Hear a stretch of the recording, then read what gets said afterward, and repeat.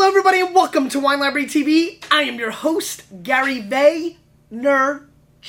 And this, my friends, is The Thunder Show, aka the internet's most passionate wine program. And as you can see, decanters, lots of wine. Winemakers are drinking the wine already. This is completely in a different direction right off the bat. We have a guest. Michael, how are you? Very well. Thank you, Gary. Lovely to be here. Thank you very much for having me. My pleasure. Why don't you tell the Vayniacs and the Vayner Nation out there who you are and a little bit about yourself. Okay, terrific. My name's Michael Twelftree. I'm 42 years of age. Very detailed. Well, Social security number? no, the interesting thing for me is that I didn't come to the wine industry before I got into wine. I ran a construction company, of all things, with my father. And it wasn't until I was about 24 that a friend took me to a wine shop and introduced me to this magical world that is out there, which is wine. And I became a collector. And from that, I didn't have a lot of disposable income at that stage. $15 was a lot of money for me to spend on a bottle of wine. With my friends, we'd have Rosé month, Chardonnay month. We were trying to learn everything about this subject of wine, which is, you never learn at all. Not even close. And, you know, some days you just kind of go, oh my God, there's a varietal I don't know anything about. I'm just going to try it. That's right. And, you know, I just came back from Sydney. I mean, you know, here on the East Coast of the United States, we're very spoiled because we really do have an international flavor. But even in, you know, California and Oregon and definitely outside the U.S., it's just hard for you guys to get a lot of things. There's not a whole lot of Bondol wines, you know, outside the top producers running around in the entire country of Australia. You know, let alone, I'm not sure where were you at the time living? I was living in Adelaide, and which is a great wine culture, but still, a lot of stuff wasn't imported, so there's not only so much you can get to. I buy most of my own wine in Europe or in the United States because you can always find it. That's one great thing about the wine world. If there's anything that's happened in this next generation is, if I'm at a restaurant like last night, have a bottle of wine I love, I can find it. Yeah. And then I can bring it home and self-import it and stuff like that. But sure. Australia doesn't see a huge diversity of the world's great wines, and I think that's most probably a problem because we really have to compare ourselves against the great wines of the world, not just being a great wine within the context of Australian wine. Well, I think that's been always a very big issue. But I think that's a big issue. I don't think we need to pick on Australia. I think that's everywhere. It blows my mind how many top-flight Oregon Pinot Noir producers, yes, of course they'll drink Burgundy, but why so many producers, wineries, and just people in wine in general don't taste other things. We have it in Barossas in our north, McLaren Vale's in our south, and guys drink within their regions within Australia. It's very rare for them to drink outside of their region. And, it's very hometown. I get home and the last thing I want to drink is my own wines. I'm very scared at getting a thing called a cellar palate. Yeah. And I personally really enjoy the styles that I make, but I can't go home and slug on them all night. So I try to buy anything and everything and drink the great wines of the world to take me into outside my comfort zone. Sure. Go to Burgundy twice a year to taste. I go to the Piedmont quite often. There's regions that Châteauneuf I go to, and I love going there and seeing the great producers because I might learn one thing from their cellar. One technique, one move, yeah. Even though it's done for Nebbiolo, may convert and work for Shiraz or just open your mind to different opportunities. But it's amazing. Once you step into somebody's cellar, once they understand you're really interested in wine, it's amazing kind of what happens. Sure. Kind of the old bottles come out, you're out to dinner, you know, you form a lot of very, very strong friendships. And I think being able to travel the world like I do, I go around the world about 5 times a year. I sell my wine in 21 different countries. So you've got to kind of have a global perspective of what's going on. And in this country at the moment, you know, this is Europe in my eyes. You know, all your laws within state by state. I've been coming here 40 plus times, and to understand your country, everybody looks at America and goes, oh, what a great place to sell booze. And it's like, yes, it is, place. But try to get to step 1, try to get step 2, get very to step 3. Very, very difficult. Go to Philadelphia and go into the state store and try to buy some wine. Absolutely, very difficult. So connect the dots for us, Michael. You're in your mid-early 20s. You start learning about wine. You're probably like everybody else in their 20s when they learn about wine. You're a little bit of a wine punk kid. You think you know something. I think the other thing too is you start dating girls and you start going out to dinner. Right. And you want to take a couple of bottles of wine and you didn't. Because you don't want to pound vodka in front of them. Yeah. Understood. Maybe later, but right. At dinner. If you're lucky. Okay, and so you're in this chapter in your life. You're getting more into wine, and so then I'd travel up each weekend. I'd jump in the car on a Sunday and I'd go up to wine country. Because you're really getting into it at this point. Oh, you know, making appointments with winemakers to go and barrel taste and all of that. And then the Australian boom kind of came, I think it was about the second Parker issue, where the Australian wines just went ballistic. And I saw an opportunity there for a couple of years to export Australian wine internationally. And I set up a very small company. It's kind of really interesting in that there's a couple of us that started back in the day. Yep. And little opportunities turned to big opportunities. And I did that for a couple of years and it was very successful. And then my business... What was the name of that company? AFWE, Australian Fine Wine Exporters. Okay. And I met you at a dinner at Picheline. Yes. My first ever dinner in New York. Is that right? Yeah. It's an old school tasting. It's a long time ago. You're like this little guy at the end of the bar who was like annoying all night but opinionated. And I thought, well, I love people who are opinionated.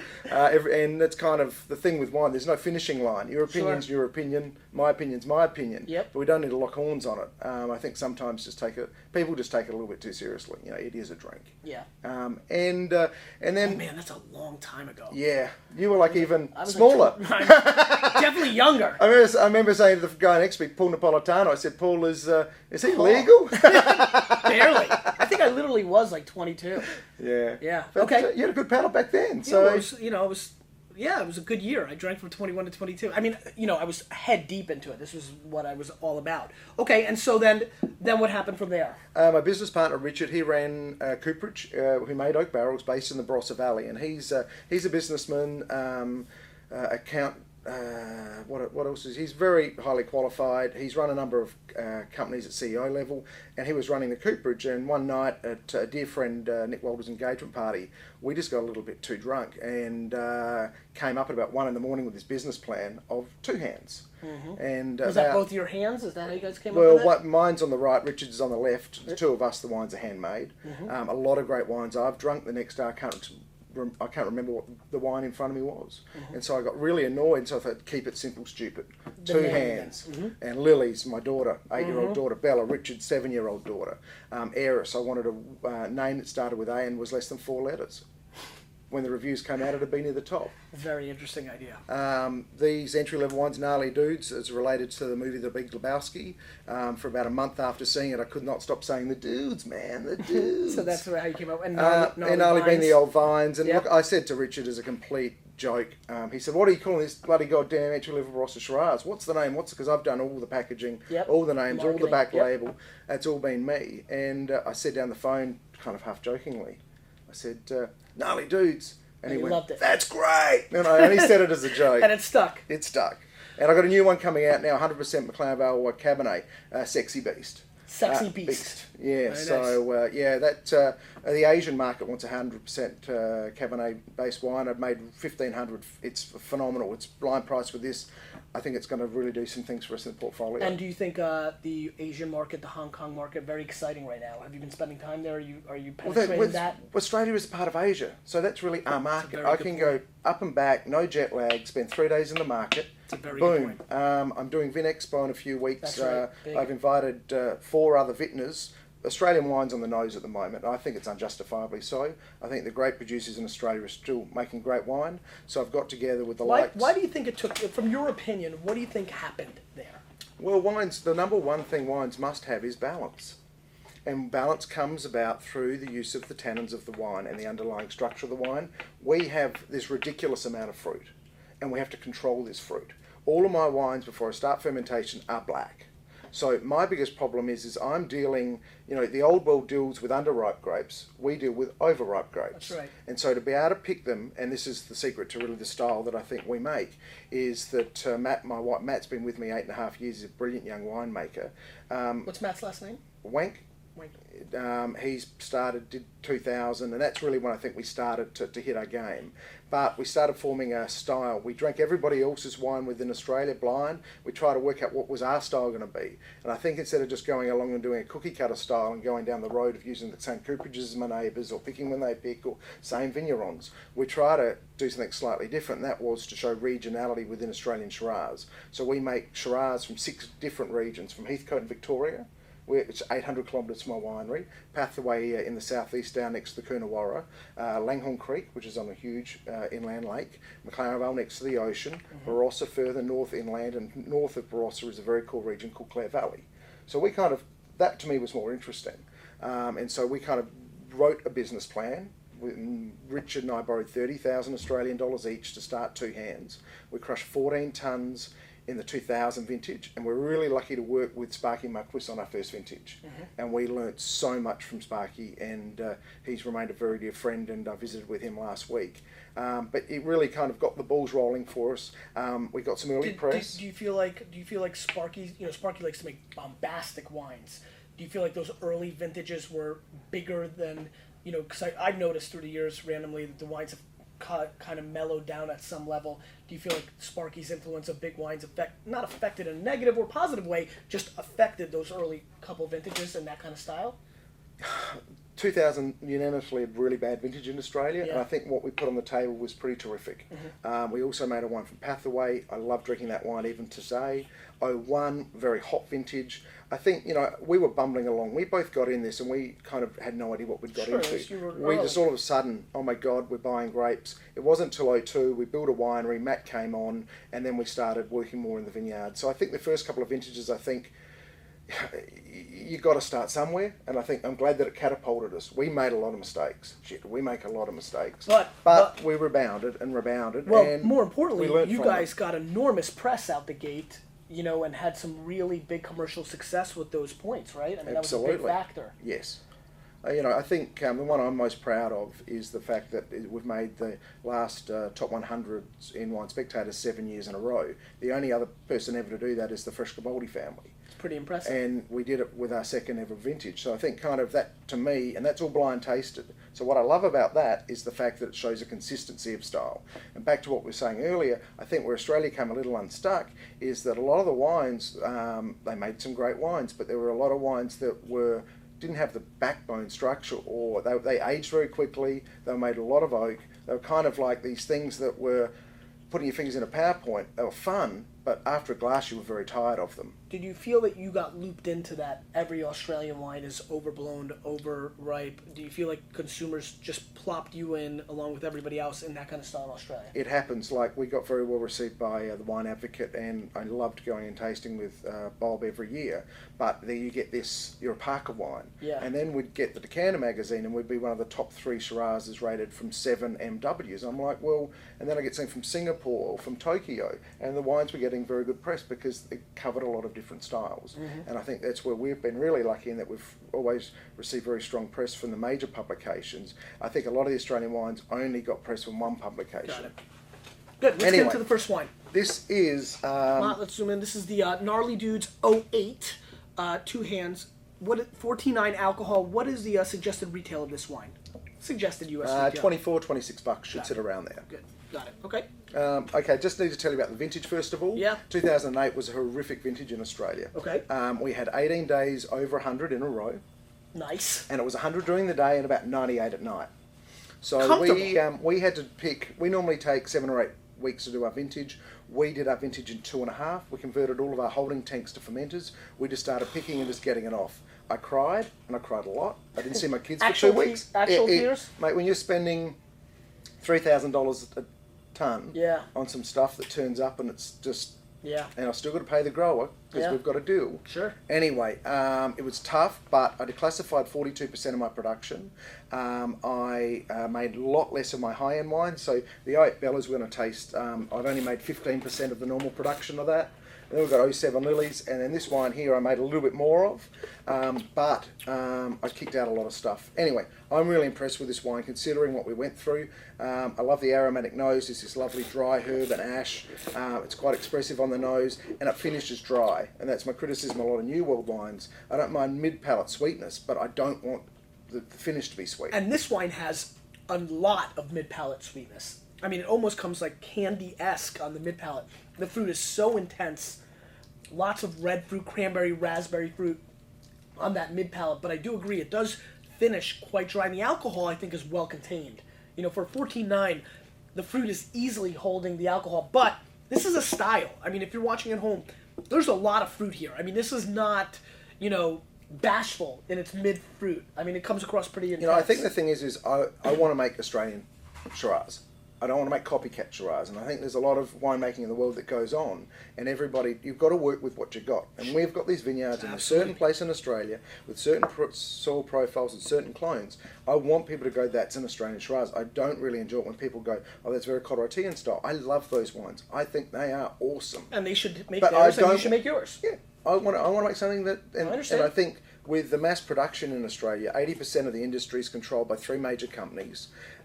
What I have loved is to see what Yellowtail and Molly Dooker have done at polar opposites. They've kind of reinvented that when really the guys that had the vineyards really should have controlled the industry. They've just dropped the ball. And then little guys like us are coming along into these niche markets and picking them up because we're making wines that aren't made by robots. Well, I think I'm just giving you a little rinse. I think you're absolutely right. I mean, I think it's quite fascinating. Is a rinsey, a sniffy? It's just a sniffy sniff, but not a rinse. It can be a rinsey. That could be a new little opportunity here. My kids are into the sniffy. It's fun, right? You have a sniffy glass. I think that you're absolutely right. It's actually shocking how the whole thing went down with who controls what in Australia. The brands and the labels have control a lot more than the vineyards. It's been pretty interesting. So this right here is the Lily's Garden 07. Correct. And what is the price point on this guy? Should retail around $50. 50. Yeah. And 15.7 alcohol content. Yes. So not bashful, but that's just what you're doing with, right? I've got to explain how we make the wines for you to understand, because I did this with Andrew Jeffard, the English wine writer, the other day. The way we make all of our wines is we work with a band of brilliant growers across all the regions, and they're wonderful people. Like, sincerely, when we started with $30,000 each, we couldn't go and buy all the vineyards. And so we kind of wrote a business plan which was kind of modelled on Petaluma, where we'd get some wine to the marketplace. As we made a bit of money, we'd actually reinvest and build a winery. And then as it's gone on, we've bought vineyards and we've bought bare land. Yep. But we couldn't go out, plant a vineyard, we just didn't have the cash to do it. Sure. Anyway, so we deal with a lot of 31 separate growers, and we're really lucky. We have some of the better vineyards in each of the regions that we source from. But the only thing we do is Matt picks me up in 5:30 in the morning, we drive to McLaren Vale, we start in the first vineyard, and we just walk up and down the road, and we taste the fruit. Yeah. And we're in there every 3 days. We spend hours and hours. I think 85% of vintage for us is being in the vineyard and picking that vineyard when it's its absolute optimum. What we really are is it's like getting an apple from an apple tree and you crunch on it and it's just... I mean, at the end of the day, Michael, that's where the great wine is made, right? Well, there's only so much you can do once you pick it or what. But the thing is that with that comes the high alcohol content. Now, I would love this wine to be 13.5, but it would never have the purity and richness and flavour. I don't think the varietal and where you're growing these wines is capable of. I mean, it's not nature. But I'm not going to add water. I'm not going to do spinning cone. I'm maybe too lazy for that. It is what it is. If there's enough mid palate and the tannins are ripe, and there's enough fruit in the tannin, the alcohol will be controlled. And that's what I want to ask you when you taste this wine. How do you see that alcohol? Well, I'll tell you. I mean, the last wine, and we haven't gotten into this one. That was my big takeaway. I was really quite surprised how easily the 14.9. I've tasted lots of wines with, and I'm not so petrified at 15.7. I'm not scared. I think a lot of people are like running away from alcohol. Whereas when my career started, people were like, how much alcohol is that Zinfandel, right? Is it 17? I mean, they were running towards it. Now that everything's cyclical. Yeah. But I'm not super scared of it. I just wanted to be able to control it. The last wine was maybe out of the last 115% alcohol wines I've had, maybe the standout of controlling it. So if this wine's able to do the same, then, I'm not really scared of... I'll be honest with you, at some level, I really don't care what the alcohol is. It's a number on a bottle. Yeah, I really, really don't. I think, you look at all the aspects that it goes to making a great bottle of booze, it's one. And I think too many people run to the shelf and they look at the alcohol level before they look at the price tag. But let's get back to blind tasting, and people wouldn't be able to pick alcohol. I think unfortunately, honestly, I don't think they're looking at the alcohol. The first two things the consumer is looking for in our store, for sure, is first, the rating. Mm-hmm. I mean, it's just what they're doing. And the second, by far most powerful point is the label. I mean, the amount of people, you do it, the amount of people that buy wine based on the label is staggering. Listen, once again, this is a great example. I think this is going to be the theme. This is probably what I'm going to walk away from not tasting like this with the person behind it with these wines in a while. The alcohol control is quite impressive. I mean, I would never in a billion years think that this was 15.7 because it just wouldn't stick out. I mean, I think it's a balanced play. But the one thing I want to add is what I like in the first two wines, is the consistency of style. These wines, both of them, have a pattern so far, and we'll see if it continues. There's a nice initial attack. The mid palate is the girth of the fruit. You're getting there's an intensity of raw fruit in the mid palate, and then it finishes pretty dry. Both of them have, and sometimes that mid palate fruit really gets into goopiness on the finish. I don't like that. It's very common. The way I look at a great wine is the acid of the wine is like the train tracks. The fruit of the wine is the train coming into the station, and then the tannin is like the brakes on the train. And so it's very easy to make a wine start. It's very easy to give it a mid palate. It's impossible to make a wine finish. So when people say to me, why do you spend $100 all the time on a bottle of wine? I'm paying for the finish. $20, the finish isn't as long. $50, it should be longer. $100, it should be much longer. But to get those three components of the wine to fit together seamlessly, and that's hopefully what we need to see hopefully in that wine and a couple of the other wines today. The one takeaway for me that I would say is that the wines are very big though. I mean, are you noticing as palates are shifting, whereas 5 years ago universally people are freaking out about this kind of style, are you starting to, you personally, and it's tough because I don't know if people will say it to your face, right? I'm willing to, that's what I do the show for, but I'm going to rinse if you don't mind. Oh, okay. A rinsey? A little rinsey. Are you seeing at shows or just, back chatter or some of the people you work with, whether it's the, Turlatos or some retail partners or restaurant partners, are you seeing some form of backlash saying, Michael, you know what? Nothing for nothing. Consumers are just feeling like this is a little bit too big. Though this is not by any stretch. Out here, there is no confusing. Compared to 90% of the wine I drink, this is a big, big wine. Are you seeing that a little bit? Well, the way I see it is that I formed a style that's been very successful over a period of time. Now, I don't want to turn my back on all of my consumers that, Sure. I have people that, I did a dinner in Philly a few months ago and a guy turned up with a two hands tie on and everybody had two hands hats on. People support wine brands like That's they support right. football teams. Absolutely. Now, I don't want to turn around and say, and I know Copain recently did it and said, I don't like any of the wines that I'm making, I'm going to completely change the style. I have a problem with that. Yeah, because I I truly believe in what I'm doing and what the wines that I make. I love the style that we make, and I'm the guy at the end of the day has to sell them all. I got 1,600 barrels in my winery, 2 years inventory. There's not even coming to your store yet. So I got a lot of stuff there that I've got to sell to all these different markets. If I don't believe in it, I don't make it for I've got to make it for myself first. That's right. Then so I'm not going to I go into all these great Manhattan restaurants and have the sommeliers. First thing they do is look at the alcohol, and I just go. And I was at RN74 the other night with Raj, who's kind of like got this minimum 14% thing going on, and I smiled and just like, oh, come on, mate. He laughed, and he's a good guy, but I'm not going to change my style. It's put me in good stead, providing there's enough purity of fruit. I think you've been a super successful marketer in this business, and I think you're smart enough, you're young enough for sure. You started with the age, I like that.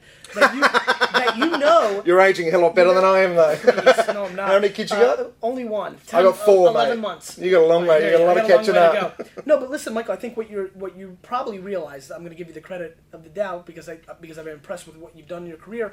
This style is going to come back. I mean, I think it goes. It's a circle. It is. And by the way, there's time. I think it's more of a. I'm hoping that the next cycle isn't one or the other. It's a respect that there's a time and place. I mean, there's an absolute time and place to drink this wine. Now, when somebody says to me, especially as I'm sipping these along, saying, "Listen, these are difficult to get through a whole bottle of," I can respect that. I mean, this is easier than a lot of things. But this is not the kind of thing that I personally can drink a whole bottle of because it's just a big, big wine. Now, we're also in 90-degree weather. Come wintertime, it's cold, especially if the Jets lose a game on Sunday night. I may need 2 bottles of this. But I just think that it's time to open the conversation to time and place. 97 degrees outside, and you've got you just caught a crap load of oysters and you're serving them. A white, crisp, clean wine. It's fun, and I think that for big steak. There's not a lot better, especially when you've got the balance and finish of a wine like this. Let me ask you a quick question that just popped up. Why no white wine for you? I make a Moscato, 3,500 cases. But that's sweet, isn't it? Well, it's 6.5% alcohol. It's got 40 grams residual. Yeah, so that's a sweet wine. I make a dry clear Riesling every You do? year, and I've done that since 2002. And Available in the States. It's very popular, but we make a very small amount. And So it's like I drink most of it. Most of 2,000 cases? My wife and I have 4 kids. We call it sedation. I understand. And I just love Riesling. I do as well. It's most probably suicide. You know, it's a 65-year-old vineyard. We pay a huge amount for the fruit. We crush it very lightly. We make it very well. But then commercially, by the time I bring it over here, if I put a Riesling on your shelf from Clare Valley, from Watervale, and it was $32, it'd sit there and grab the dust. No, I understand. And if I had it at $19.99, I'd add all the pressings back. I'd have to move to another vineyard. I understand. And you don't want to do that. Well, and how about Hunter Valley Semillon? What's your take on that? Well, I think if you have a really old rusty rainwater tank and you kind of go and get some water out of it, that's kind of where it's at for me. I'm not really enamoured by the wines, but you know, I think the Shiraz from the Hunter is really special. I've tasted a lot lately. I think those guys are just doing some amazing stuff. If it's going to go down that road, I really love Semillon and Sauvignon Blanc blended together, 50-50. Jeffrey Grosset does a phenomenal one. Cullen's, they're the kind of that style. Yep. I don't ever want to make those wines, but You just want to appreciate them. they're just ones when friends are over. We suck on a fair bit. Yep.